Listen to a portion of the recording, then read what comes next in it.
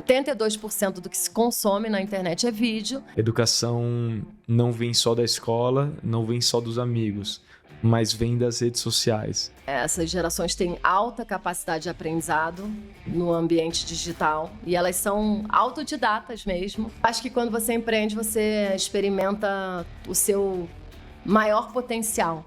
Você entende assim, o quanto você consegue ir além. O Asas, apoiador do Sunday Drops Podcast, captou uma rodada Série C no valor de 820 milhões de reais, liderada pela Bond Capital, a gestora da Mary Meeker, uma das mais lendárias investidoras de Venture Capital do mundo.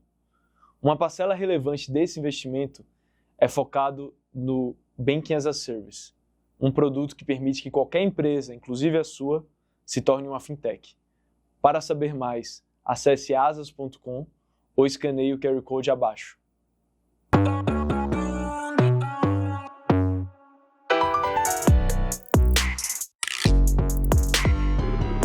Estou muito feliz de estar nesse episódio do Sunday Drops por duas razões. Primeiro, estou com a Fê Lobão, uma das maiores autoridades quando o assunto é cultura jovem no Brasil. Ela é CEO e founder da Final Level. E a segunda razão é que a gente está gravando dentro da Final Level. Então é a primeira vez que eu vou na casa do convidado, no caso, dentro da empresa da Fernanda. Fê, obrigado por topar esse papo, por abrir o espaço. Maravilha, já quase ia me antecipando aqui, né? Tô super feliz de você estar aqui com a gente. Acho que o convite, né, não poderia ser melhor a ocasião, já que a gente é uma empresa que tem o core business, né, que tem no centro do nosso negócio, do nosso DNA, conteúdo. Então, maior prazer, espero que você volte mais vezes. Com certeza. Então, bora começar sobre o que é a Final Level. Vamos lá, a gente começou 2018 a nossa empresa olhando muito o que estava acontecendo em games, né? Essa grande força de lifestyle, de fonte de entretenimento que os games se tornaram, né? E isso aconteceu então em 2018.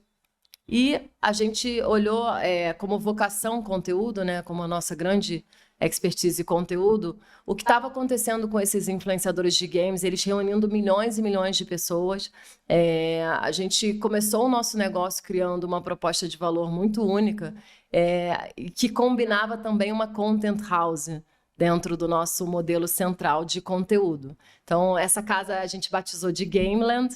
Ela começou no Rio de Janeiro, a gente convidou alguns dos maiores influenciadores de games para morarem juntos, e isso era uma verdade, né? Não era exatamente um reality show, porque não tinha um grande prêmio e nem uma data para terminar. E era uma história que eles traziam toda a força que eles já tinham individualmente como influenciadores de games, representando várias comunidades, né? E várias personas desse cenário, e foram morar com a gente, né? Aí eu acho que é super legal lembrar desse histórico e pensar que o Play Hard, que hoje é um grande empreendedor do nosso segmento, né, olhando o lado de games, ele também fez parte dessa história, ficou 2 anos com a gente. Robin Hood Gamer, que é um grande criador de conteúdo, uma referência no YouTube, também, ele, quando foi para a Final Level, ele era menor de idade, então a gente, enfim, teve um envolvimento da família também, ele ia fazer 18 anos em sequência, e outros mais. Foi um período incrível, a gente foi precursor, a gente começou, então, a Final Level lá em agosto de 18, em poucos meses a gente já tinha mais de 10 milhões de fãs conectados naquela história que só acontecia na Final Level, mas que trazia grandes nomes desse mercado de games para viverem essa experiência, que ela não ficava só na casa, muitas viagens, muitas coisas acontecendo externamente, conteúdos inéditos todos os dias, e esse foi um primeiro grande momento da Final Level,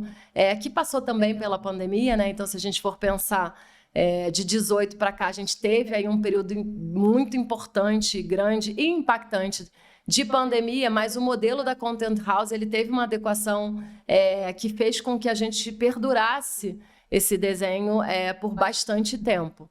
Então, a gente tem esse primeiro momento da Content House e do conteúdo proprietário, a gente aprende muito como construir comunidade, acho que dentro do território de games, e isso também é muito importante para a gente conectar com cultura jovem, porque games está muito dentro desse contexto. E de lá para cá tem muita coisa nova para a gente contar como a gente veio se atualizando dentro desse mercado que é super dinâmico, né? Um ponto que é relevante é que a cultura gaming, ela se conecta muito com a cultura jovem, né? É quase que são sinérgicos, sem dúvida alguma. Então vocês começaram primeiro ajudando talvez marcas a se conectarem com a cultura gamer. Depois vocês foram evoluindo, fazendo isso para Gen Z, uma vez que vocês já estavam trabalhando com esse público, até que por fim vocês foram para Gen Alpha e criou essa forma de ajudar empresas a se comunicarem com a cultura jovem. Eu tô lendo de forma correta a história? Perfeito, Lucas. Então, a nossa grande missão, né, dentro desse mundo de conteúdo, a gente olhou esse lado do lifestyle e trouxe essa especialização muito grande de conversar e de inserir marcas nas conversas e no território de games. De lá para cá, como você bem colocou, a gente percebeu que as marcas, né, tinham essa dor de como melhor conectar com o Gen Z. E a gente também empilhou, né, ou expandiu as nossas especializações e, na verdade, já estava muito dentro de casa, porque parte do estilo de vida da geração Z é jogar, né? Então, o game está muito inserido. Se a gente olhar um recorte geracional mais horizontal e um recorte mais territorial, vertical de games, então já tinha, né, esse desenho mais matricial. E a gente, né, com um posicionamento muito de apoiar as empresas nas suas estratégias de conteúdo, né? Então, como um parceiro de negócios, também entregando execução, operação, mas começando o nosso trabalho muito dentro das nossas expertises de entender comunidade e ajudar as marcas a entrarem nas conversas mais relevantes, criar relevância e acompanhar toda uma jornada dentro do mundo digital. Então, foi um caminho muito natural as marcas pedirem mais para a gente, né? E a gente vinha se comunicando com o mercado, originalmente como games, depois como Gen Z, mas já trabalhando, né, com muitas outras estratégias de conteúdo que traziam outros territórios, como música, como viagens, ou como idiomas, educação financeira e diversos outros, né, segmentos e territórios e assuntos relevantes para todas as gerações. E aí, então, a gente faz essa evolução, que é muito mais uma evolução de comunicação com o mercado do que uma evolução do nosso negócio ou uma alteração dentro do nosso modelo de negócios. Legal, porque no fim do dia vocês já se comunicavam e já ajudavam empresas a se comunicarem com essas gerações através do gaming, porque é onde essas gerações estão. E no research para esse podcast, eu vi que, se a gente for olhar a Gen Z, ela é composta no mundo de 2,5 bilhões de pessoas. Se a gente for olhar a Gen Alpha, é previsto que até 2025 ela seja mais de 2 bilhões de pessoas, ou seja, mais de metade do mundo é composto por essas gerações. E é algo que, de certa forma, é óbvio, mas quando você vê o dado, você fala, realmente, assim, o mundo já é dominado por essas novas gerações. E a gente vê que as marcas têm dificuldade de se conectar com elas. Pelo menos ainda é desafiador. Quais são os principais... Por que as marcas têm tantas dores ao se conectar com as novas gerações? Boa. Vamos, então, falar um pouco, né, de quem são essas gerações e situar no tempo e no espaço para quem não está tão, né, de perto acompanhando. Então, a gente tem a geração Z, a primeira geração nativa digital, né? Eu que sou de geração anterior, eu vivi, né, a chegada da internet, né, essa disrupção, esse grande marco. Essa geração já nasceu totalmente inserida no mundo digital. É uma geração que a gente tem um recorte de 1995 até 2010, e a partir de 2010 a gente tem a geração Alpha. Se a gente olhar no Brasil, a geração Z, hoje a gente tem 50 milhões de pessoas. A gente está falando de mais de 20% da população. Dentro de um mundo que também, quando a gente fala de cultura jovem, tem uma tradução que é quase natural e é importante aqui da gente colocar, que é a cultura digital. Porque a cultura jovem, ela tem uma grande influência das novas tecnologias e da internet e da forma como o mundo se comunica e se relaciona hoje. Essa geração, então, ela tem essa característica, né, de ser a primeira geração que nasce nesse mundo digital, e a Gen Alpha, ela vem, né, ainda mais potencializada por essa realidade, porque o quanto que a tecnologia evolui, nem vou falar a cada ano, mas a cada, sei lá, ciclo de 3 meses, né? A gente pode dizer, agora com inteligência artificial, a gente tem mais um grande marco e uma enorme disrupção. Então, tem, sim, uma mudança social importante a partir da internet. O marco das redes sociais também é um importantíssimo marco, combinado com os smartphones, né, também, porque isso traz o acesso. Então, você tem acesso pelo smartphone e você tem uma internet que é bidirecional, que é conversacional e que traz infinitas possibilidades para todas as gerações, mas em especial para quem nasce dentro desse contexto, porque se beneficia de não conhecer o mundo antes disso ser uma realidade. Então, a gente tem essas gerações influenciando muito o mundo no seu comportamento, no seu consumo.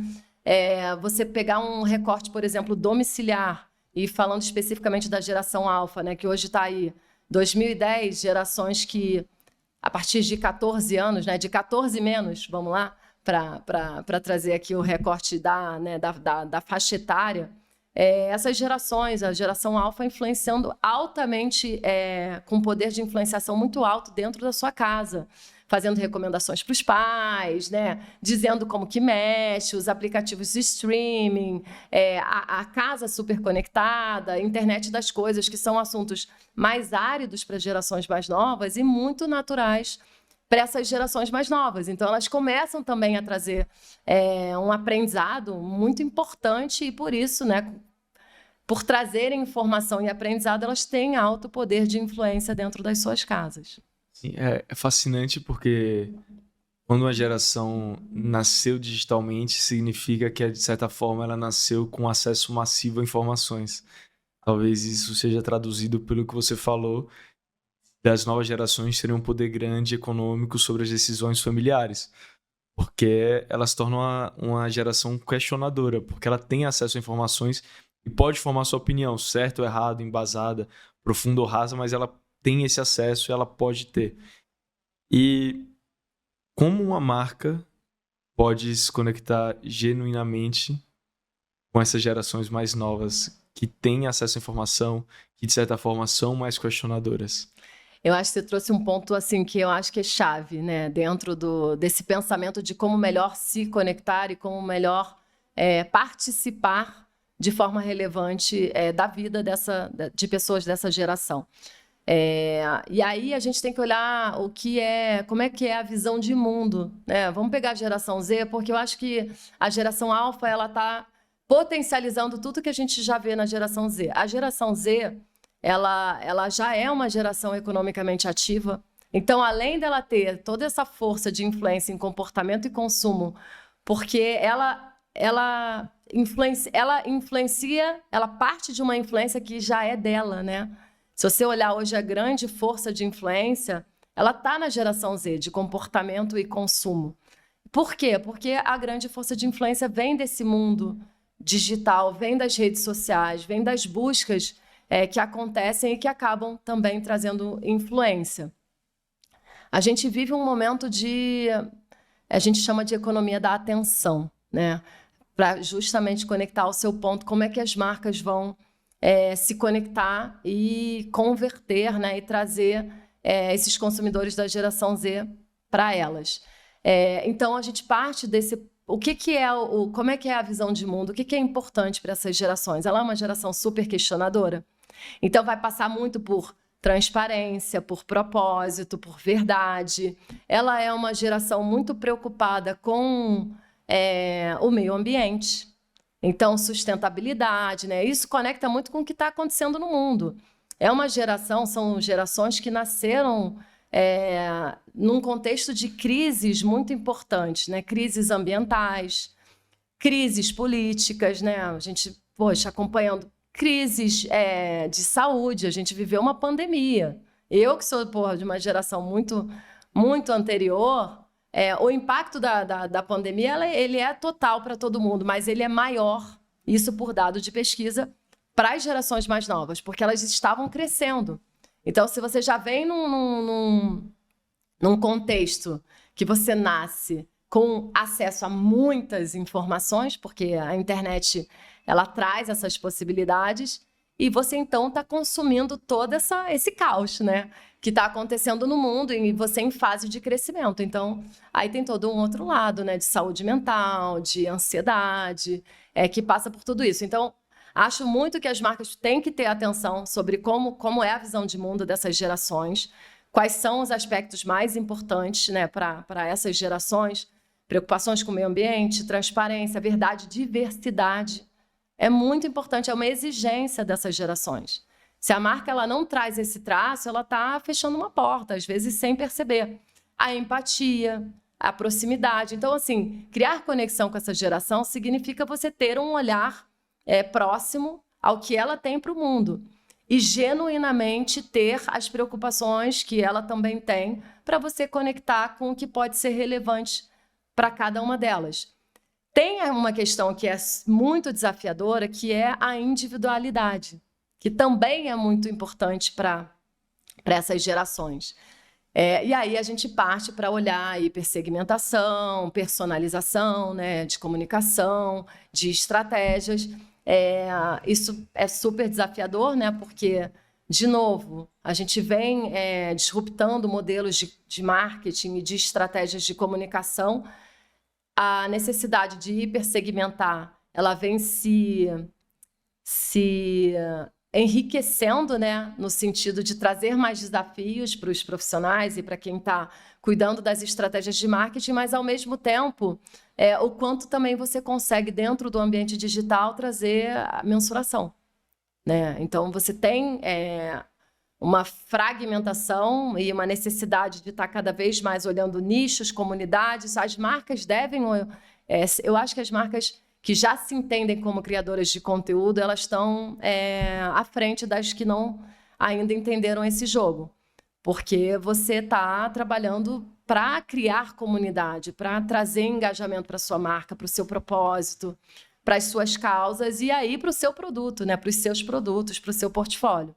E outro ponto que eu acho muito relevante dessa geração é que ela, de alguma forma, valoriza, como você bem mencionou, a autenticidade.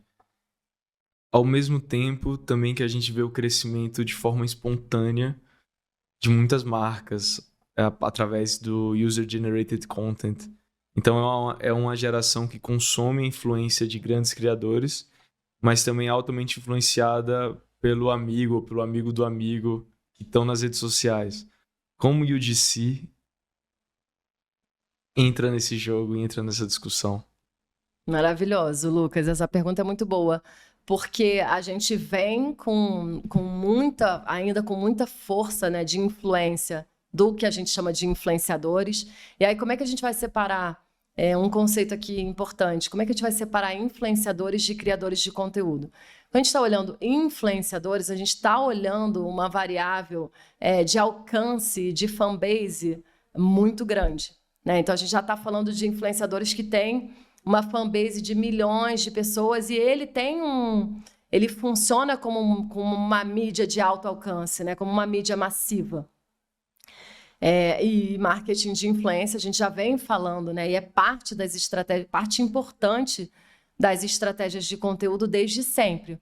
Porque a gente tem a mídia massiva através de uma estratégia de marketing de influência, mas a gente também está falando com comunidades que se conectam verdadeiramente com alto engajamento com esses influenciadores. E qual que é hoje o ponto de fricção para essas gerações, né? Para a geração Z, principalmente, mas também para a geração alfa? O questionamento. Será que esse influenciador realmente ele consome o produto que ele está trazendo? Essa celebridade digital, será que ela usa mesmo esse creme? Será que essa pele linda dela é do creme que ela usa? Então tem o questionamento, começa a ter esse tipo de questionamento. E aí você entra com uma grande força do UGC, do User Generated Content, que é olhar um trabalho mais massivo, quase que um boca a boca, né? A gente pode trazer o que é a força do boca a boca, da recomendação do amigo, dentro dessa visão do UGC. Muitos criadores de conteúdo que verdadeiramente consomem produtos e as marcas buscando esses criadores de conteúdo de uma maneira mais estruturada e massiva, fazendo um grande esforço para trazer de forma orgânica, mas orgânica / impulsionada, uma verdade.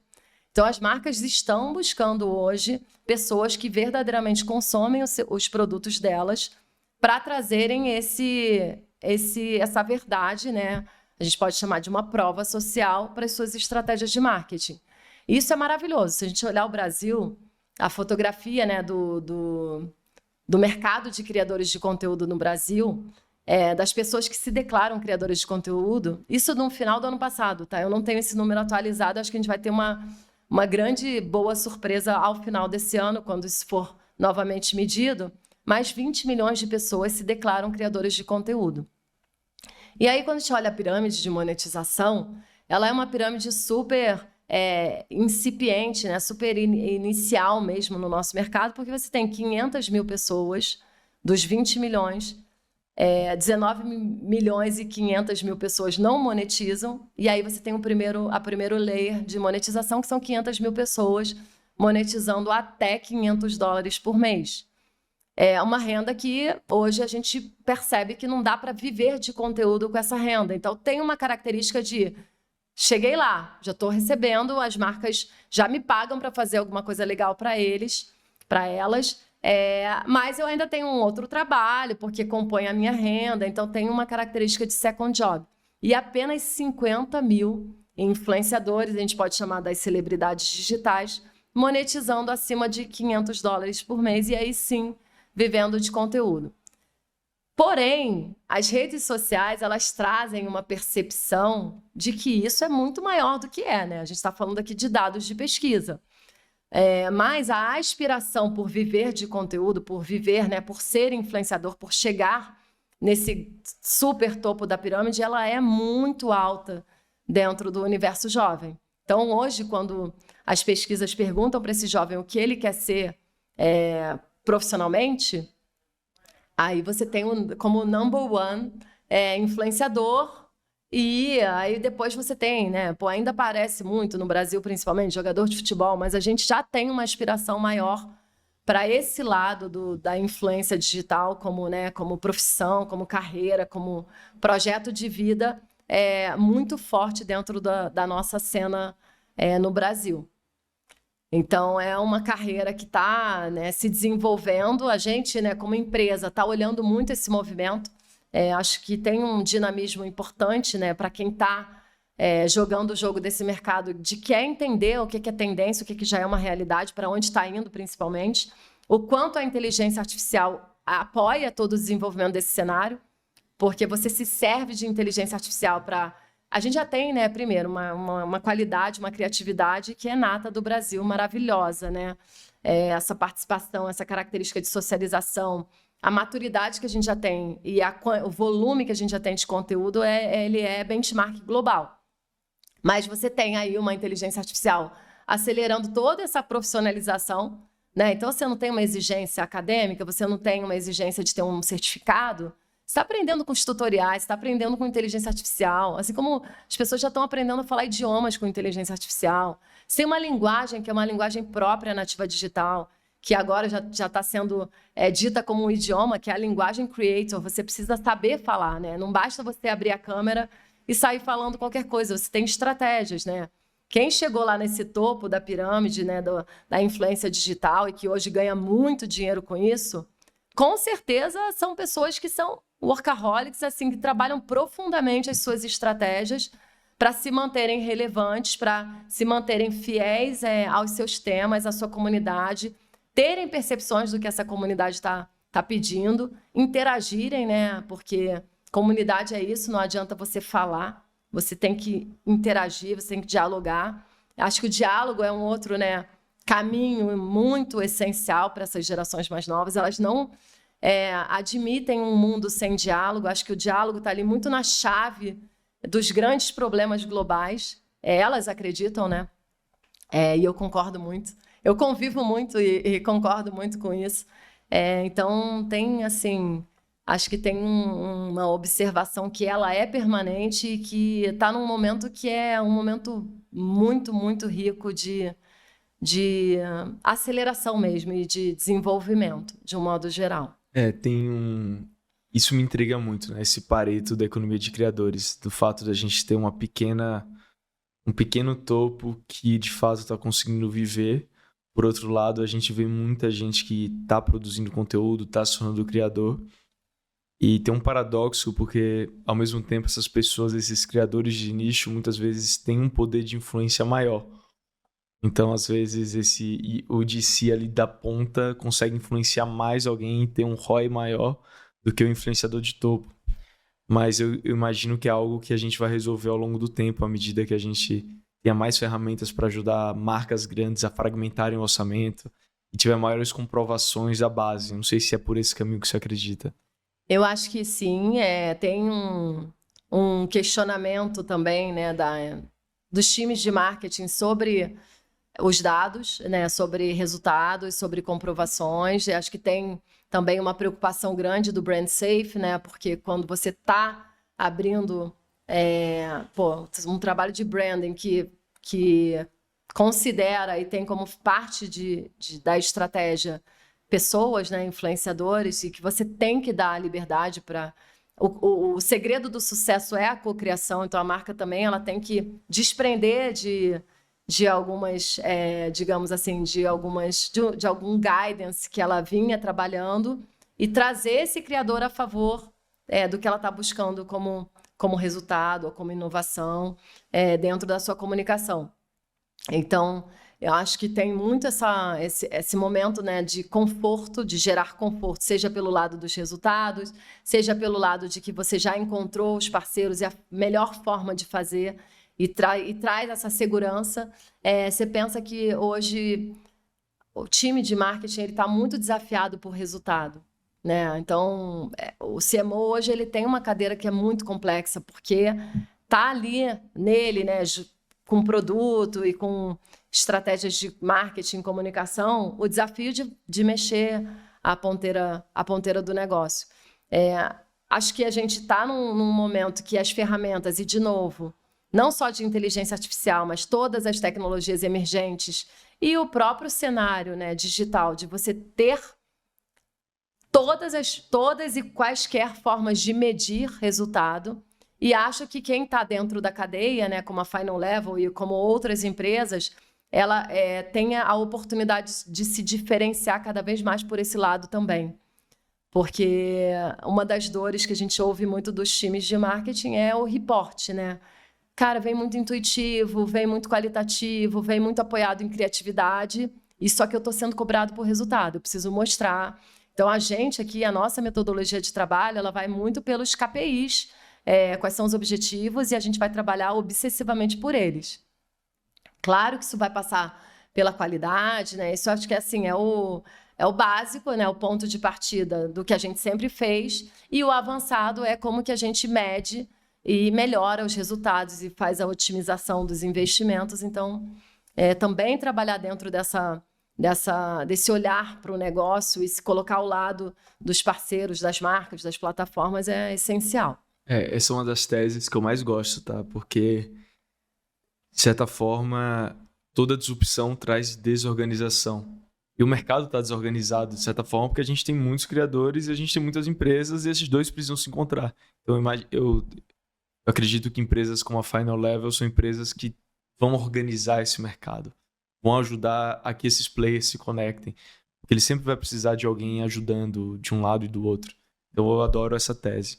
E indo para a linha dos canais que essas novas gerações estão, né? Teve o último report do Atlântico, o Latin America Digital Report, que eu recomendo para todo mundo que está ouvindo ler. Ele fala que o brasileiro, na média, ele usa redes sociais por 3 horas e meia do dia. Cara, isso é muito uso de rede social. Quais são os canais, quais são as redes que a Gen Z e a Gen Alpha mais utilizam? Bom, acho que essa pergunta ela parte de uma disrupção também recente, que é de formato, né? Porque o que mais se consome hoje na internet, né, quando a gente olha também dados de pesquisa, é vídeo. né? 82% do que se consome na internet é vídeo. Isso também conecta muito com o que você trouxe de redes sociais, né? Com esse tempo dedicado. O Brasil está lá no topo do ranking. Eu estava olhando, até mais cedo para a nossa conversa, estava olhando qual é o tempo de conectividade hoje do brasileiro. Todo, né? Não só de redes sociais, mas o tempo total. 9 horas e 13 minutos. É um dado desse ano. E a gente fica atrás somente de um país que eu achei super curioso, da África do Sul. A África do Sul fica 9 horas e 24 minutos conectada, então fica mais tempo que a gente. Mas a gente, em redes sociais, a gente é realmente ali primeiro, segundo lugar, um tempo de dedicação que também vem muito dessa característica, né, de socialização do povo brasileiro. Redes sociais, a gente tem que olhar que essas gerações, elas fazem tudo ao mesmo tempo agora. Para elas, assim, é muito natural, e quando eu observo, eu acho bem tricky, mas assim, é muito natural que ela esteja assistindo, sei lá, um filme ou um jogo de futebol, ao mesmo tempo esteja conversando com os amigos e lendo sobre alguma coisa da matéria da escola. Assim, eles conseguem fazer isso, então eles são altamente multitask. E aí, a parte de redes, eles pulam de uma para outra o tempo todo. E tem redes que são específicas, né? Então, por exemplo, a gente já observa no Brasil uma volta importante do Snapchat dentro das gerações mais novas. A gente não estava ouvindo, é óbvio que a gente tem que falar do TikTok, né, como uma rede que é a primeira e a mais consumida por eles, porque tem a questão do vídeo curto, né? O short videos, ele é o formato que se impôs. E aí você tem Reels, Stories, você tem YouTube Shorts, né? Todo mundo dentro dessa linguagem, desse formato. Mas eles estão passeando o tempo todo por todas as redes, né? Então eles usam todas e se comunicam muito por Snapchat, porque é uma rede que os pais não estão. Também dado de pesquisa. Se comunicam muito no Discord. É uma rede que, originalmente, ela vem muito forte dentro das comunidades de games, dos gamers, mas hoje, assim, é uma ferramenta que você tem, é uma rede que está apoiada, né, em comunidade, interação por chat, assim como os próprios jogos, né? As pessoas jogam em rede e elas jogam conversando. Quando você tem, por exemplo, a realidade, né, de ocasião de consumo de console. Você está com fone, você está conversando sobre várias coisas e você está jogando também. Então, não é assim, não tem uma rede preferida, eles usam todas ao mesmo tempo, inclusive, mais do que usar redes sociais todas ao mesmo tempo, é multitelas, né? Você está consumindo todas as telas ao mesmo tempo, desde estudando, a socializando, jogando, buscando aprendizado. Eles têm uma capacidade muito rápida de aprendizado em redes sociais. Por isso, quando você olha também o YouTube, o que mais se busca no YouTube até hoje, e acho que isso é uma coisa muito linda da rede, é o aprendizado, são os tutoriais. Eu quero aprender como cozinha esse risoto maravilhoso, eu entro no YouTube e tenho um vídeo. Isso também está acontecendo no TikTok, né? O TikTok também também se tornou uma rede de referência de busca de tutoriais de como fazer maquiagem. Acho que é uma das coisas que mais ali bombam, né, as maquiagens. Enfim, dando aí só uma pincelada e voltando para o ponto da pergunta que tudo ao mesmo tempo agora. Cara, que legal. E muito curioso que você trouxe do vídeo, né? O vídeo como sendo essa primeira plataforma. Porque a gente quase que take for granted o fato de a gente assistir algo. Mas se a gente parar pra pensar, é uma tecnologia que deve ter no máximo 100 anos. Começou com cinema, a gente não tinha capacidade de assistir algo. A gente conseguia ler, a gente conseguia ver fotos, a gente conseguia ver uma pintura, mas a gente não conseguia assistir. E hoje é boa base do consumo das pessoas. Assistir vídeos, o formato de Reels, de Shorts, de TikTok e tudo mais. Eu acho que o TikTok ele tem muito essa característica, né? Ele foi taxada, de certa forma, como uma rede Gen Z. Talvez foi uma das primeiras redes que cresceram junto dessa nova geração. Gen Z, Gen Alpha e por aí vai. E sobre esse ponto de educação, né? Educação vem de diferentes lugares. Educação não vem só da escola, não vem só dos amigos, mas vem das redes sociais. Como tudo isso molda essas novas gerações? Bom, eu acho que esse é um tema que é isso, né? Essas gerações têm alta capacidade de aprendizado no ambiente digital e elas são autodidatas mesmo. Acho que isso já é uma evolução da nossa espécie maravilhosa. E aí tem as instituições de ensino, né, com um baita desafio de transformar a sua metodologia e o seu modelo que perpetua, né, que vem perpetuando por muitos séculos ou décadas, né, dentro de uma nova realidade. Então, a gente vem falando muito de infotainment, de edutainment, e como que as instituições elas vão ou estão reagindo a essa nova realidade. Porque você entra numa sala de aula, as crianças ficam entre, sei lá, 4h30 a 8 horas por dia, né? Tem escolas que têm um ensino mais amplo, né? Uma carga maior, até porque trazem extracurriculares. Mas como é que você retém a atenção de um aluno numa metodologia tradicional por 45 minutos, 50 minutos, né? Os tempos de aula, sendo que ele cresceu e ele consome e ele tem um aprendizado muito, muito rápido, ele consegue assimilar muito rapidamente e aprender. Eu acho que existe um grande desafio para as instituições repensarem os seus modelos. Claro que tem que cuidar muito do impacto, né, de formação e tudo. Tenho certeza que tem gente muito gabaritada pensando, né, nesses desafios e trabalhando e fazendo experimentos sobre como trazer uma evolução para a forma de ensino de um modo geral. Né, tem escolas que são construtivistas, que talvez estejam mais avançadas, as tradicionais trazem algumas disciplinas e percebem que estão resolvendo, mas a passos mais lentos, mas de todo tem um grande desafio, porque a gente volta, né, à característica questionadora dessas gerações, e elas questionam muito. Nossa, mas para que eu estou aprendendo isso? Para que isso vai servir na minha vida? Aquele meme da fórmula de Bhaskara, né? Exatamente. Mais um dia que eu não uso a fórmula de Bhaskara para nada. E aí, esse é muito curioso, e para adicionar só um pouquinho mais de complexidade na equação, vem inteligência artificial agora. Então, assim, eu acho que vai existir um movimento de quase de disrupção. Então, acho que escolas e educações, eu não sou um especialista nisso, mas vão ter que pensar a partir de first principles como educar um jovem, talvez, porque é um mundo muito diferente da forma como era no passado. Muito. Muito, e assim, a transformação ela não é rápida.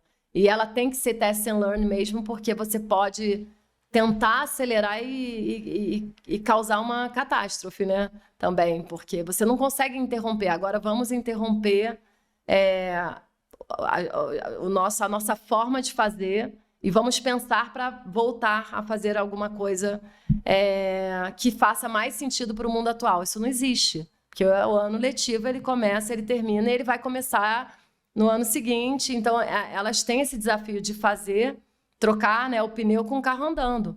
E acho que é um desafio geral, né? A gente está aqui olhando especificamente as instituições, mas assim, o quanto essas tecnologias emergentes, como a inteligência artificial, elas trazem muitas possibilidades e oportunidades.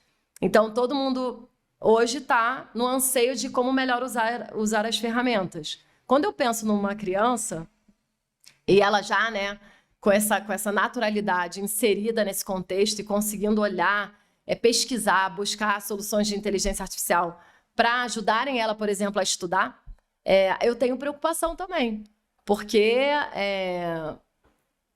como é que ela vai desenvolver a capacidade de raciocinar, de analisar, se ela está buscando uma inteligência artificial para fazer isso por ela, né? Ela vai entender os fundamentos. Exatamente, a capacidade de concatenar, né, de juntar informações e criar e tirar conclusões sobre ela. Essa geração ela tem essa facilidade. E a gente vai ter que cuidar, a gente, instituições de ensino, responsáveis de um modo geral, a gente vai ter que cuidar para que isso seja feito de uma forma a não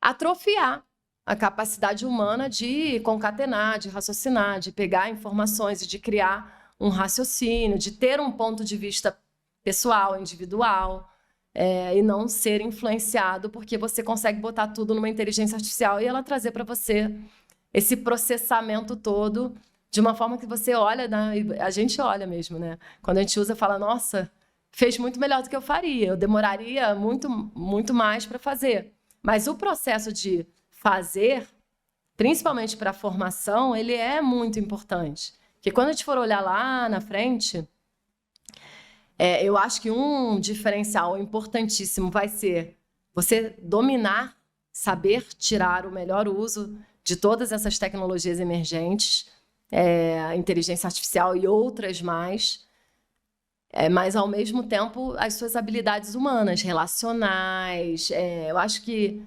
comunicação, né? Você saber se comunicar bem, o quanto que você estar o tempo todo, né, na tela e vivendo aquela realidade que você está consumindo informação quase de forma, muitas vezes, introspectiva, absorvendo, e o quanto que isso pode trazer um impacto para o desenvolvimento de talentos, né, humanos, por exemplo, como comunicação e habilidades relacionais para frente.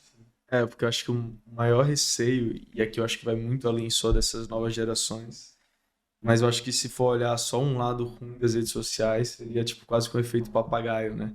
Tipo, todo mundo só replica o que viu a partir de uma influência, mas não entende na profundidade. E aí, no momento que você se torna um papagaio, no momento que você está terceirizando o seu cérebro para uma inteligência artificial ou para alguma grande influência, de certa forma você se torna cada dia mais descartável. Sim. E eu acho que esse é o medo. Por exemplo, esses dias tem agora uma ferramenta de AI para podcasts, chama Notebook, quem quiser testa. E é incrível. Então são dois hosts conversando sobre algum tema que você faz o prompt, você faz o upload. É simplesmente incrível, assim. Então, isso me traz um receio que eu acho que todas as gerações têm hoje, o que vai ser essa inteligência no futuro? Quais são as habilidades que não vão ser descartáveis, né? Tipo, até uma habilidade como fazer um podcast que, pô, eu adoro, mas é capaz de ser descartável em algum momento da história. Mas isso é uma viagem aqui. Eu acho que a gente está num momento muito exploratório, né? A gente está olhando muitas possibilidades de aplicação dessa magia que é a inteligência artificial e outras tecnologias emergentes que apareceram e vieram para transformar mesmo. Então, a gente ainda está numa fase muito de explorar possibilidades e é exploratória mesmo. E daqui a pouco a gente consegue trazer uma orientação melhor. Então, a humanidade tem esse desafio. Acho que vai ter que ter esse filtro né, depois de todo esse momento exploratório que a gente está vivendo e que a gente traz os aprendizados e esse filtro para realmente as aplicações mais relevantes, né? Socialmente mais relevantes e sempre olhando, né, um mundo melhor. Como é que essas tecnologias nos ajudam a criar esse caminho do mundo melhor? Porque a gente tem desafios, né? Assim, como humanidade, a gente tem desafios muito crônicos. A gente olhar o que está acontecendo, por exemplo, como crise ambiental, é um negócio assustador. As guerras também, né? Se você olhar a parte né, do cenário político e aí você olha a parte de saúde, então tem, né, se a gente puder usar toda essa força e toda essa maravilhosa capacidade humana de criar novas tecnologias a favor dos grandes problemas que a gente tem, né? Orientar os esforços para isso, educação, saúde, meio ambiente, conter toda essa guerra, né? De poderes e políticas, a gente vai estar fazendo o melhor uso, assim. Para mim sem querer filosofar, mas eu acho que é importante a gente falar sobre isso também, olhando, né, de uma forma mais... O que eu espero e o que eu gostaria de ver. Eu enxergo como o best case scenario, assim, a gente ter AI que vai conseguir analisar no nível de profundidade muito único todos os dados que a gente gerou nos últimos 100 anos e a gente vai ter um período, assim, de progresso único na história que a gente vai poder, talvez, resolver grande parte das doenças que a gente teve, por causa que não é só um cérebro de um cientista, mas São vários cérebros dos melhores cientistas que vão estar no formato de um Large Language Model. Quem sabe não vai virar um período muito único de prosperidade. Então, acho que eu carrego um pouco desse best case e tem worst case, mas acho que tem coisas boas Sem dúvida. E a humanidade sempre se reinventa. Fê, uma das coisas... Eu tava num jantar essa semana, um grupo de founders. Eu tenho uns 8 founders. E um dos temas que foi tocado foi justamente como extrair o melhor da Gen Z. Porque existe... Acho que sempre é uma coisa natural da humanidade. Sempre que vem uma geração mais nova, existe algum tipo de fricção, de embate geracional, porque são diferentes. É outra época, são pessoas que são muito diferentes. Eu queria escutar de você, de alguém que não só trabalha com jovens, mas lidera também vários jovens. Quais são, na sua opinião, os do's and don'ts? Com a Gen Z, dentro do ambiente de trabalho, né? Exato. Então, eu acho que a gente, de novo, né, assim como eu falei, recomendando às marcas, que você tem que tentar trazer o olhar como a Gen Z olha o mundo, né, o que é importante para ela, quais são os anseios. E eu acho que dentro do ambiente de trabalho, a gente tem que se colocar muito dentro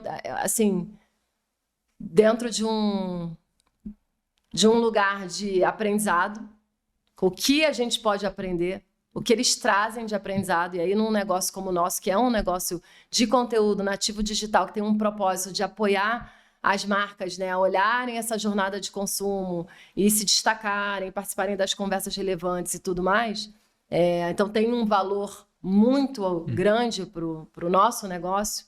Essa empresa não existiria sem essa presença massiva da Gen Z.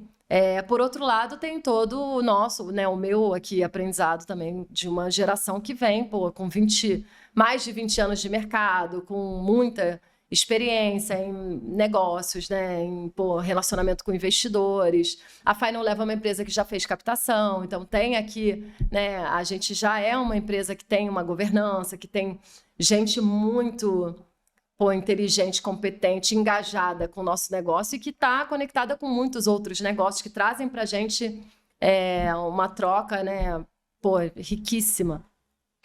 Então, acho que tem muito sobre estar aberta ao aprendizado e também oferecer aprendizado. Então, essa troca, eu acho que esse mix and match de gerações, ele é muito potente. A gente vive essa potência aqui na Final Level. E como desafios, eu acho que a gente tem muito que ter o olhar de entender quais são os anseios individuais, buscar essa empatia. E aí falando muito como liderança, né? Qual é o olhar, como é que eles estão vendo? E não só falar de um quadro mais geracional, mas também olhar individualmente as necessidades de cada um, os anseios de cada um. Onde a gente consegue ter o melhor aproveitamento dessas pessoas dentro da empresa. Então, encontrar o lugar certo para cada um deles. Acho que isso é muito importante. A gente tem muito um trabalho, né, de squads, de uma colaboração maior dentro da empresa para várias atividades. Então, você tem pessoas, por exemplo, de facilities que participam de brainstorms para criar projetos voltados para o mundo de games. Mas ela trabalha numa... Não, aqui a gente não tem isso. Aqui todo mundo... Assim, tem caixinhas, obviamente, porque você precisa organizar, você precisa ter uma estrutura que funcione, mas a essência criativa ou a contribuição que cada um pode dar em áreas que não são a sua área, vamos lá, original, ela é muito alta. Ela é muito alta e acho muito legal a gente olhar dentro desse ambiente. A gente tem muitas ferramentas de comunicação, a gente se comunica muito pelo Slack, pelo Discord, né? Tem processos criativos que acontecem integralmente dentro do Discord e viram projetos maravilhosos, assim, você não acredita.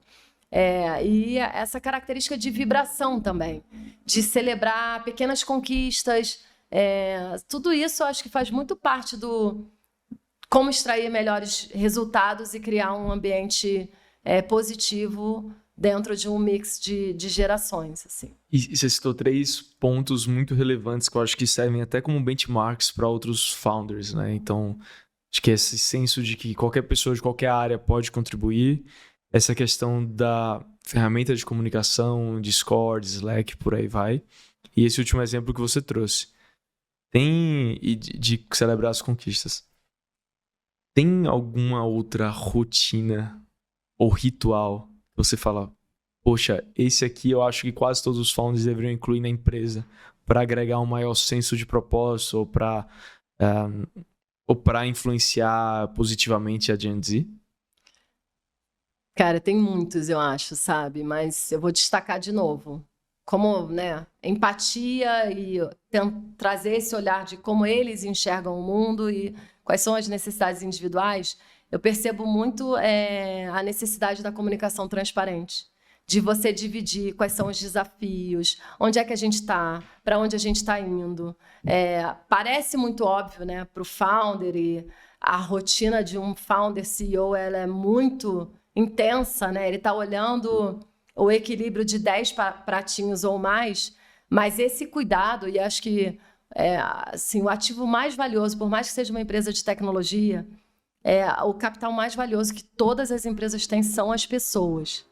Então, se você, né, tem essa consciência e você tem que traduzir isso numa né, assim, numa cultura de valorização das pessoas. E as pessoas precisam se sentir valorizadas, se sentir reconhecidas e se sentirem parte de algo que faça sentido para elas. Essa geração trabalha com um propósito.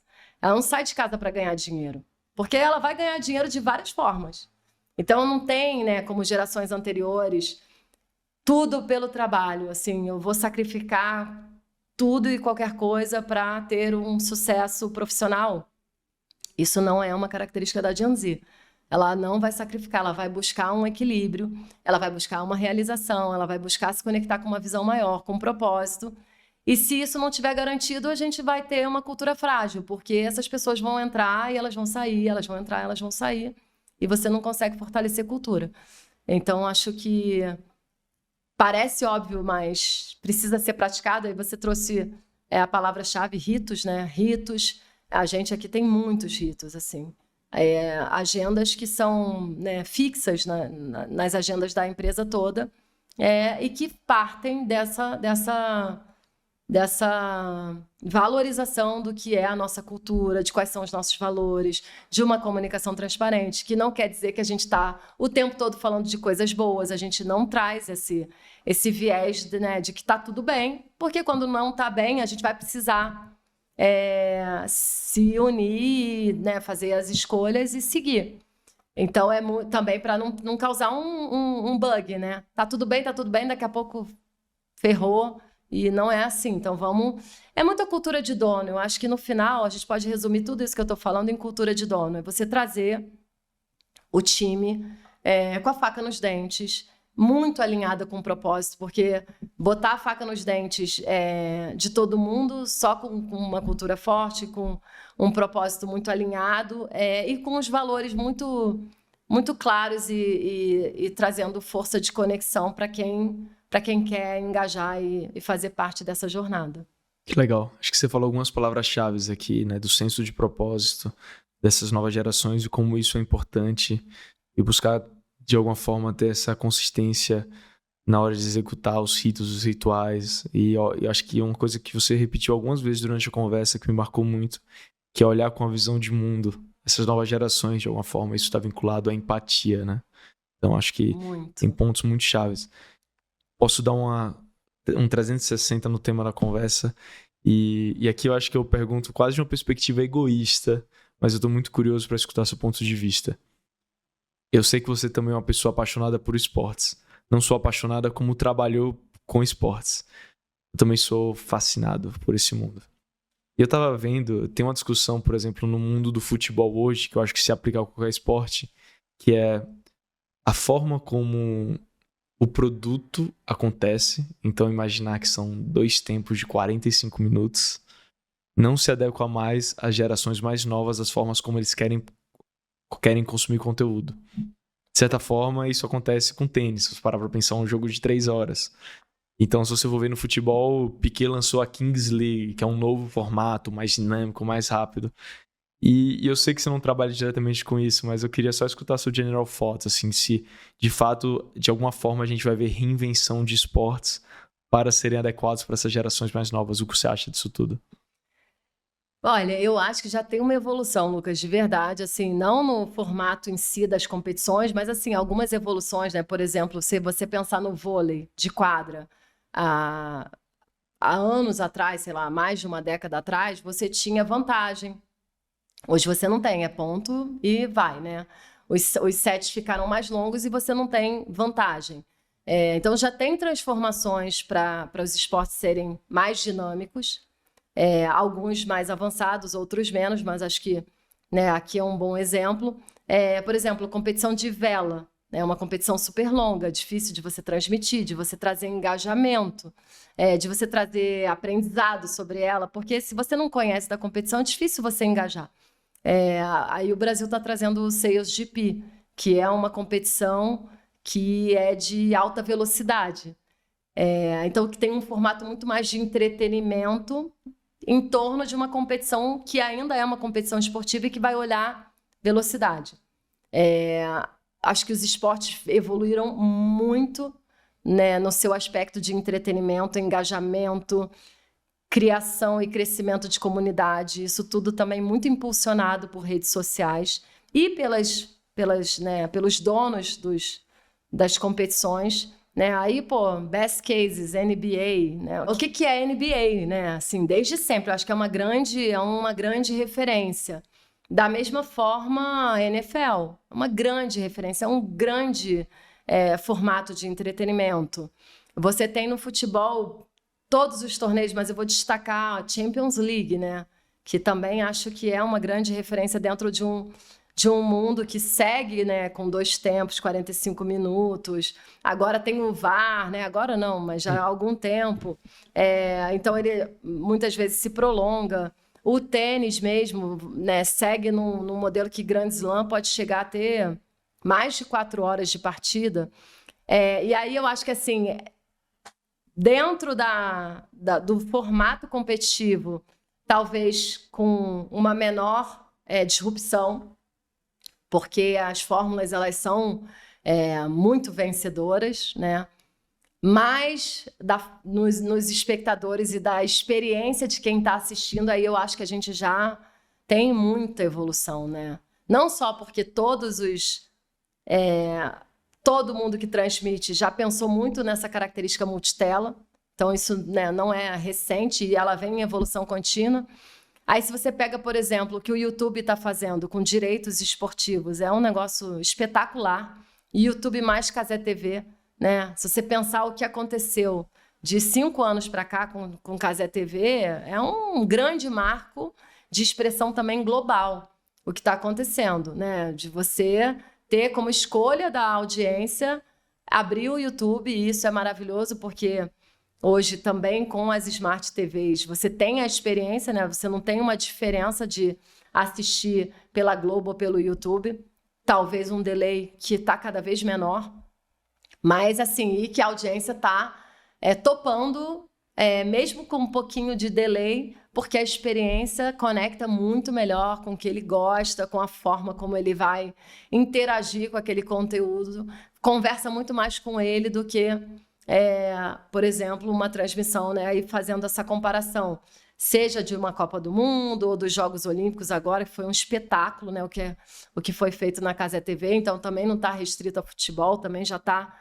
dentro de uma proposta de valor que traz o esporte e grandes momentos do esporte para uma experiência completamente nova, prazerosa e que está reunindo aí muitos recordes para eles e muitos milhões de pessoas em torno dessas novas experiências no esporte, né? Eu adorei o que você falou. É menos sobre mudar a fórmula desse formato que é vencedor, no caso o jogo, da forma como é jogada, e sim a experiência ao redor dele. Então a forma, quem são os comentaristas, quem são os narradores, a forma como você assiste, a sua relação de você ser intencional e querer de fato assistir. Então achei bem, bem interessante. E aqui indo pro lado da Fê empreendedora, o que para você se achava que seria mais fácil e na verdade é mais difícil, e o que você pensava que era mais difícil e na verdade é mais fluido como empreendedora? Boa. Então, assim, quem não conhece a minha história, Eu sou carioca, né? Formada também no Rio pela PUC, depois eu comecei a minha carreira em grandes empresas, sempre trabalhei no Rio por opção mesmo, trabalhei muito em telecom, depois eu trabalhei no Grupo Globo, no esporte, então essa relação com o esporte ela vem na física e também com uma passagem importante na minha carreira.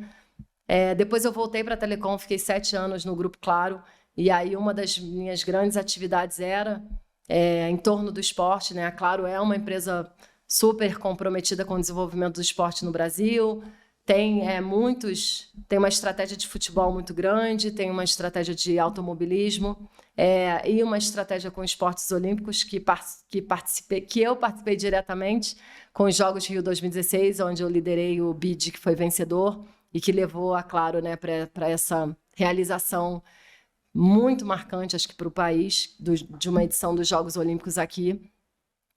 E a minha saída, né, a minha transição para empreender, ela não foi uma coisa que eu saí da faculdade com muita vontade de empreender. Eu naveguei muito bem no mercado corporativo por 15 anos. Tive vários convites legais, sempre nas áreas de marketing, comunicação, negócios.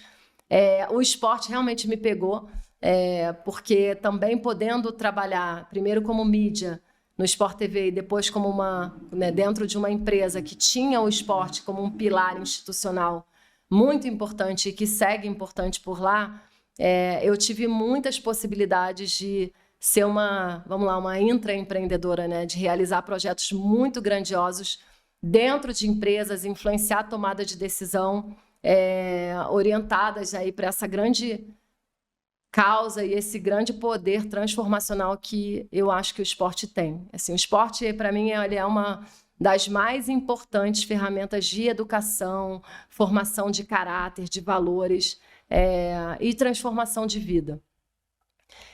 E aí, a minha história, né, para fazer essa transição para empreender, foi um convite dentro do esporte, né? Eu estava já nesse trilho dentro das empresas, e o César e o Mark, que são meus sócios, a gente começou uma empresa chamada GoFreight em 2015, ela foi totalmente transformada, depois eu conto um pouquinho mais sobre essa transformação, mas eles estavam olhando para empreenderem juntos, unindo esporte e tecnologia, trazendo inovação dentro dessa visão. E eu, então, comecei a ajudar eles, olhando o plano de negócios, com toda a experiência que eu tinha, né, passado por grupo de mídia, por empresas que estavam investindo muito no esporte. Eu fiquei alguns meses olhando com eles o plano de negócios e, em algum momento, eles me convidaram para fundar a GoFreight com eles ali em 2015.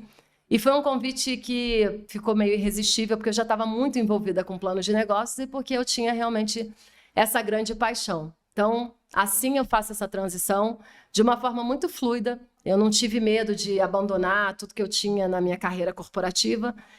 Me pareceu um convite bem irresistível. E aí eu experimentei as dores e as delícias de empreender.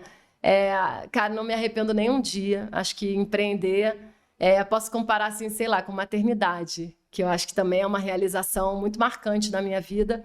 E eu sempre falo com as pessoas que ainda não são mãe, eu falo, olha, o que eu posso te dizer é que só sendo para você entender o tamanho de amor e de realização que você tem com essa experiência. Da mesma forma, empreender, né? Assim, o nível de, a intensidade, tanto de realização quanto de...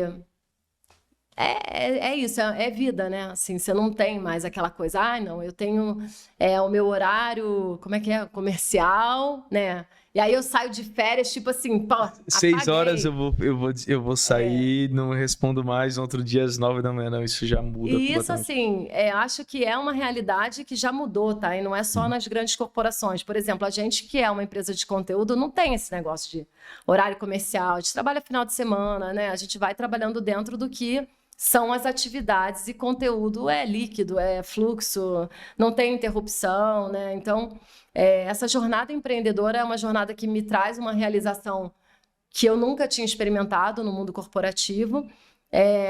E também, tipo, você formar time, crescer empresa, um negócio, assim, inexplicável, faltam palavras.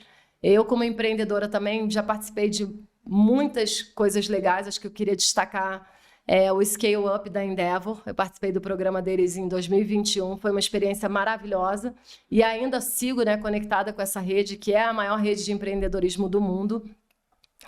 Eu acho que quando você empreende, você experimenta o seu maior potencial. Você entende assim, o quanto você consegue ir além, e ir além, e ir além. É um negócio que talvez que quem não empreenda não experimente na vida, sabe? Porque você vai superar. Você tem que manter também o outro lado, né? Que é o lado positivo, o lado otimista. As coisas estão, assim, solucionar grandes problemas, porque muitas vezes você vai olhar e falar, cara, o que a gente vai fazer agora? Só que não dá para você falar, não dá. Você vai ter que encontrar um caminho, uma solução. E aí eu acho que isso é um ponto legal da gente trazer essa conexão com as gerações mais novas e as gerações mais experientes. Porque a gente vai ter que ter uma força maior para não desistir e para pensar em caminhos, em alternativas. Eu sempre falo, gente, vamos descansar, não vamos desistir. Então, descansar não é descansar dormir, é descansar oxigenar a cabeça. Como é a frase do Bernardinho? Não, quando você estiver cansado, não desista, descanse. E aí o descansar não é repouso necessariamente, descansar é olhar de outro jeito. É oxigenar, é trazer mais pessoas. Aí, de novo, eu sou a CEO fundadora da empresa. A gente tem um timaço aqui. Um timaço que eu confio e que eu agradeço todos os dias, porque eu acho que gente boa atrai gente boa, então a gente vem conseguindo crescer como time, e esse coletivo traz essa força das pessoas boas estarem juntas e engajadas no propósito, né, onde a gente quer chegar, e dividir também, falar, gente, eu não tenho a resposta. Assim, não dá para você se colocar num lugar que você é a solucionadora de todos os problemas. Cara, vamos pensar aqui, chegamos aqui, tem esse entrave, grande ou pequeno, do tamanho que seja. É muito importante começar a falar de problema e criar cenários conservadores, realistas e otimistas o tempo todo. E envolver as pessoas. Porque as soluções, elas vêm, assim, não necessariamente elas vêm de quem tem mais experiência. Às vezes elas vêm de você estar trazendo e você estar enriquecendo uma discussão com pontos de vistas diferentes e, de repente, vem aí, cara, vamos, acho que isso aqui pode ser um caminho. Então, acho que, de novo, assim como maternidade, eu acho que não é para qualquer pessoa, de verdade. Tem essa intensidade. Então, também não dá para criar aí o mundo maravilhoso dos empreendedores. Apesar de muita gente nas redes sociais trazer, né, com essa abordagem. Mas, por outro lado, acho que quem tem essa vontade deveria viver essa experiência sem medo.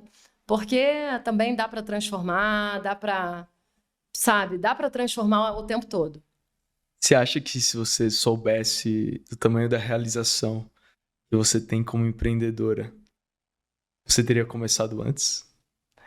Cara, eu acho que a minha bagagem, a minha passagem dentro da escola corporativa, ela traz muitas vantagens para a gente e para mim como empreendedora. Porque eu tive um aprendizado, eu trabalhei com gente muito boa. Assim, você era seu cliente de alguma forma por algum tempo. Eu fui cliente, né? Sim. Eu fui cliente, então eu conheço toda a nossa cadeia. Sim. Então eu consigo me colocar no lado do cliente com muita facilidade. Sim. Eu consigo pensar, e a gente criou muito essa cultura dentro da Final Level, porque eu estou falando em primeira pessoa, mas assim, isso já está enraizado na empresa. As pessoas pensam olhando o cliente, olhando dores, olhando desafios de negócios e como que a gente gera valor e como que a gente usa as nossas expertises para ajudar esse cliente. A gente não falou muito das plataformas, mas a Final Level, ela é uma empresa que trabalha muito de mãos dadas, né, com o Google, com o TikTok, com Meta, desenhando soluções de conteúdo, né, que são adicionadas às soluções de mídia deles para a gente leva com eles soluções completas no mercado de conteúdo e mídia. E por que que isso é muito poderoso? Hoje, as redes sociais, elas têm eu não sei nem contabilizar, né? São todos os dias, assim, é infinito o que se tem de conteúdo e o que se produz de conteúdo todos os dias. E a gente consome conteúdos nacionais e conteúdos, enfim, globais. Os algoritmos, eles têm uma inteligência que eles parecem nos conhecer melhor do que Deus, né? Você fala assim, gente, cara, como que tudo que eu gosto aparece para mim no meu feed? Isso é maravilhoso, né? O que eu falo também aparece. Eu falo assim, pensei, né? Obviamente, tem aquela escuta, no meu caso da Siri, que vai, enfim, trazendo coisas maravilhosas.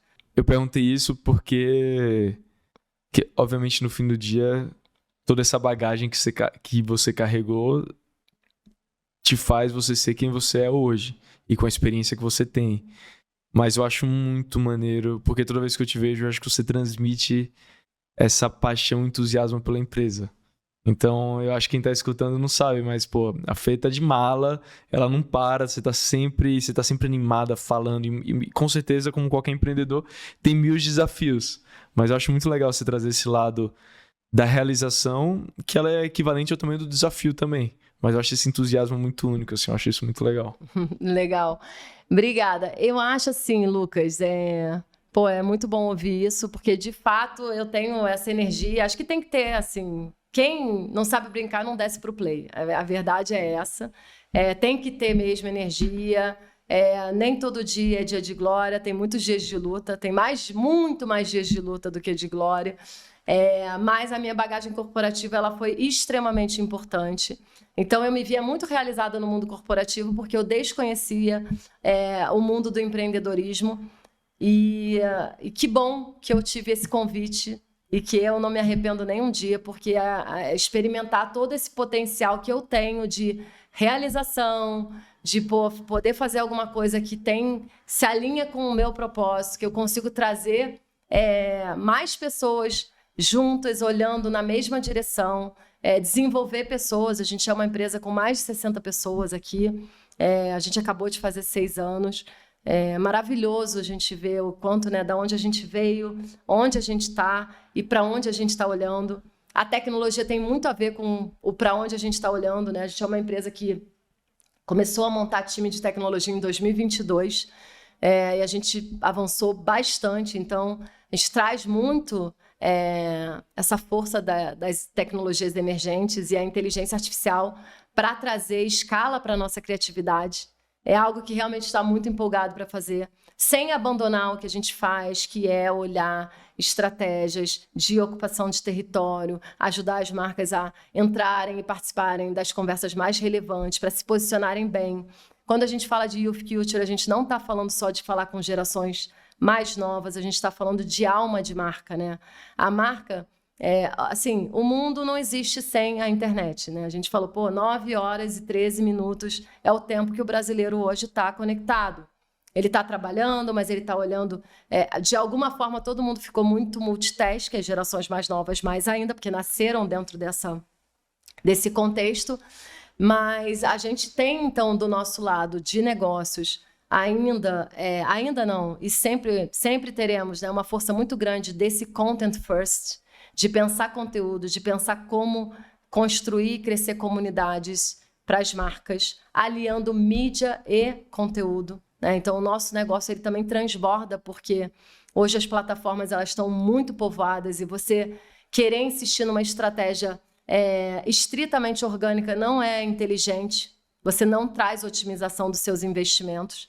Então, com os nossos clientes, a gente já vem trabalhando muito dentro dessa casadinha, desse combo, né, de mídia mais conteúdo UGC. A gente também trabalha o marketing de influência.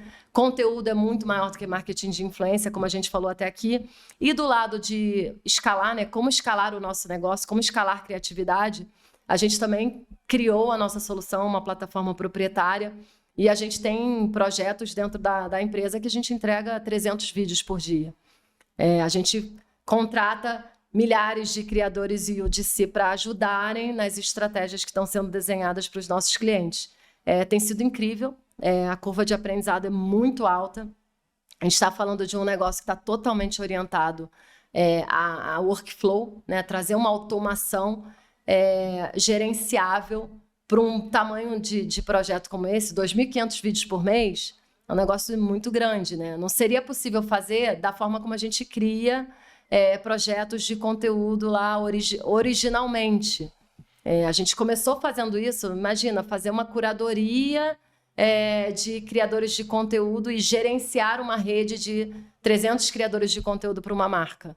Não seria possível a gente fazer isso, ou então a gente teria que ter um batalhão de pessoas fazendo gerenciamento de projeto. Então, a gente também trouxe a tecnologia a nosso favor, a gente está com time próprio e com tecnologia proprietária desde o final de 22. 23 para a gente foi um ano de um desenvolvimento muito acelerado, e 24 mais ainda. A gente começou olhando muito final de funil, necessidades e oportunidades dos e-commerces, né?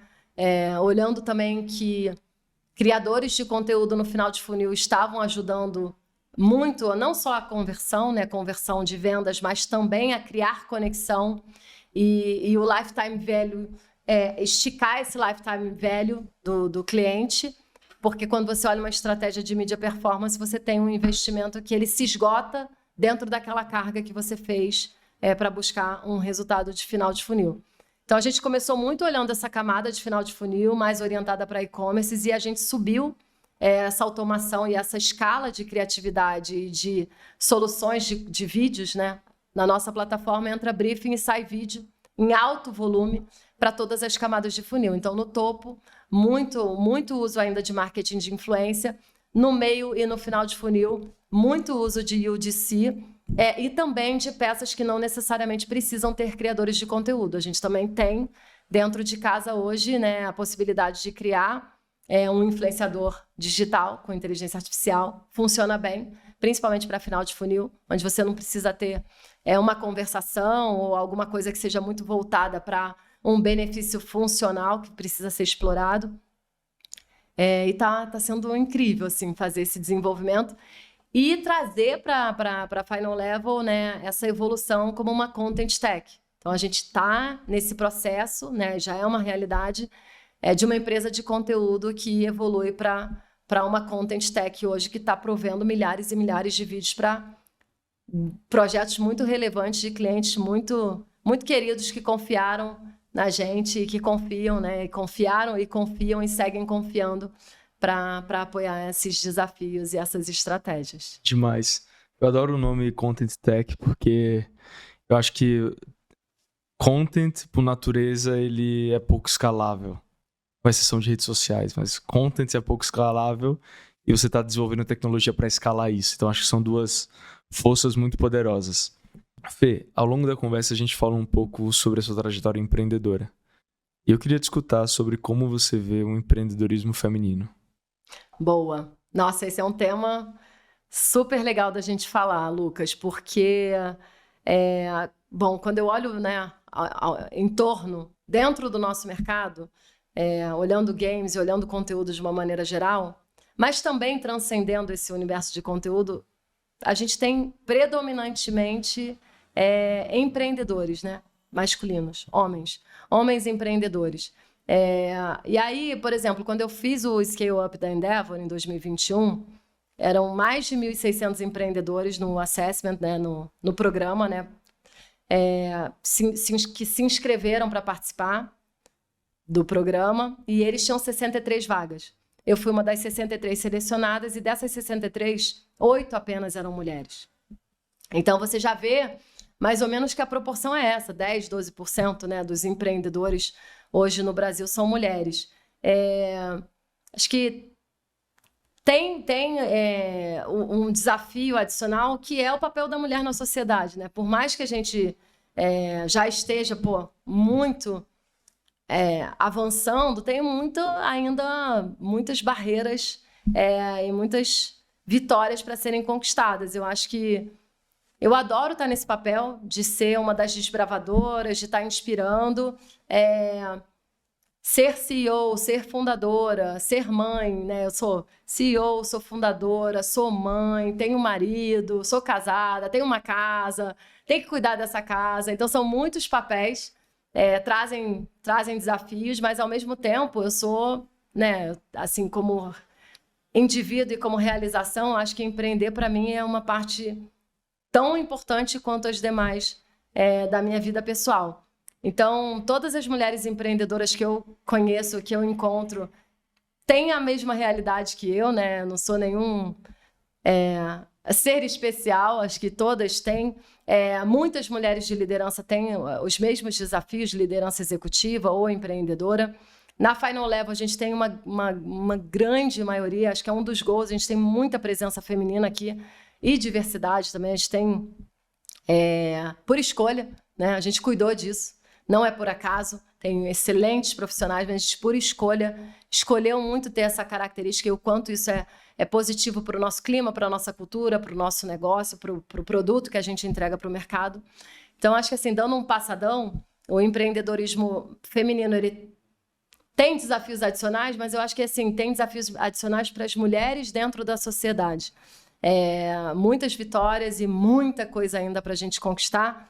Eu fico muito feliz, animada e orgulhosa da minha história, do que eu fiz até aqui e que essa história possa inspirar mais empreendedoras e mais mulheres a seguirem firmes e a saírem dos rótulos e dos lugares que a sociedade muitas vezes querem nos colocar. Acho que a gente tem que estar onde a gente quer estar. Demais. E como você acha que, como ecossistema de tecnologia, a gente poderia empoderar mais mulheres a estarem nesses espaços? Eu acho que tem uma questão de acesso e destaque, reconhecimento, porque a gente já está, as mulheres já estão presentes, né? E como que a gente cresce essa participação? Aí são as lideranças que precisam trazer esse acesso.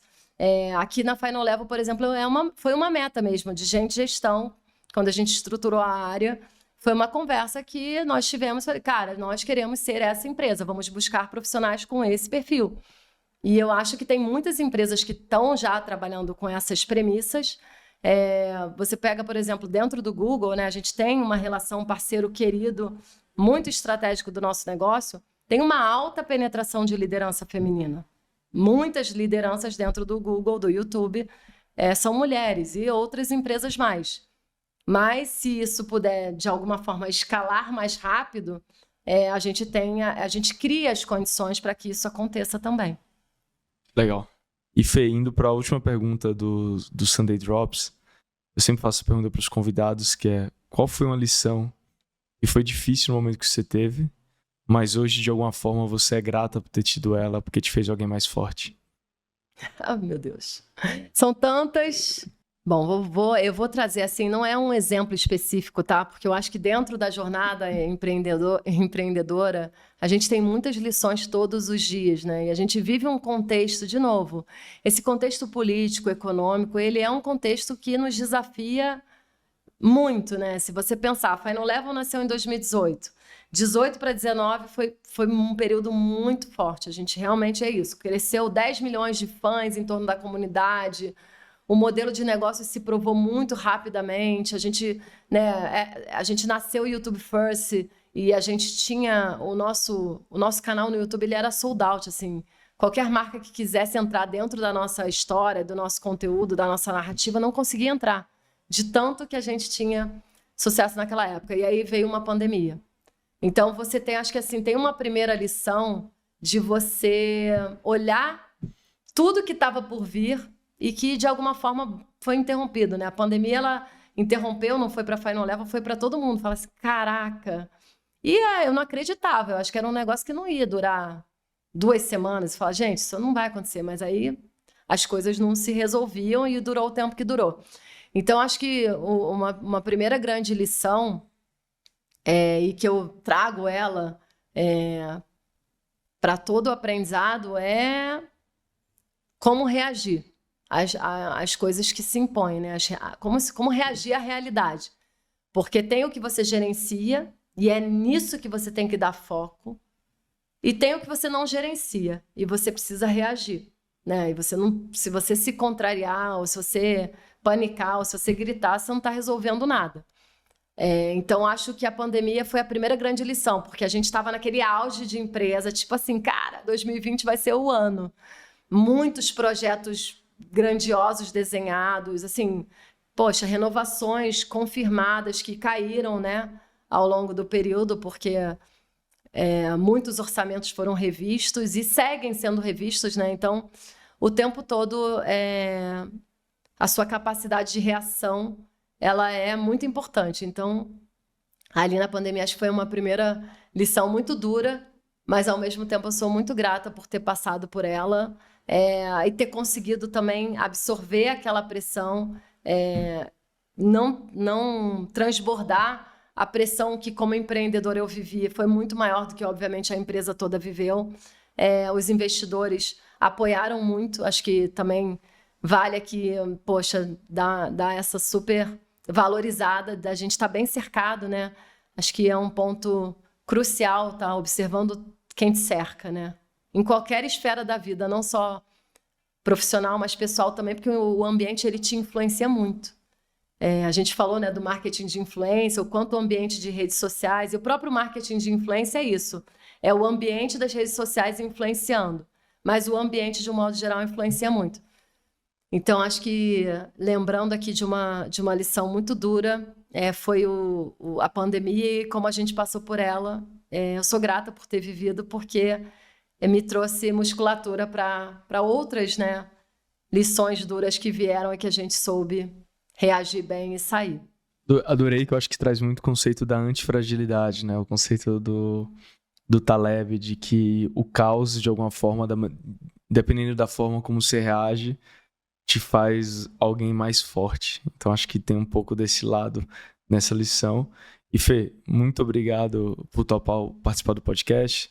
Muito obrigado por ter aberto esse escritório que é lindo e ter colocado à disposição também parte do seu time para ajudar a gente a gravar aqui. Isso significa muito. Então, muito obrigado. Obrigada a você, Lucas. Foi uma delícia. Como eu falei, volte sempre. Também quero aproveitar para agradecer o meu time maravilhoso, que ontem montou esse cenário como se fosse mágica. Tá demais. Foi muito assim, assim, acho que tem muito a gente tem muito essa característica, né? Atenção e capricho em cada detalhe. E quando eu falo assim, atenção e capricho em cada detalhe, tem muito a ver com paixão. Sim. A gente tem acho que é o que faz a gente acordar e levantar todo dia da cama, é isso, né? E acho que aqui a gente tem esse timaço, esse grupo que cuida de tudo e faz tudo com muita paixão. Dá pra ver em cada detalhe do escritório, assim, a busca pela qualidade. Que bom! Mais uma vez, obrigado. Pessoal, siga, curtam, compartilhem. E é isso. Show! Se você é empreendedor e busca uma maneira de automatizar suas finanças, o Asas é a solução ideal. Com mais de 160 mil empresas atendidas, o Asas permite que você receba pagamentos de diversas formas, como boletos, Pix ou link de pagamento. Tudo em uma única plataforma. Economize tempo, reduza a burocracia e tenha controle total das suas finanças com o Asas. Acesse asas.com ou escaneie o QR Code abaixo para saber mais. Se você está escutando pelo Spotify, não deixe de seguir para não perder nenhum episódio. Se você está escutando pelo YouTube, não deixe de se inscrever.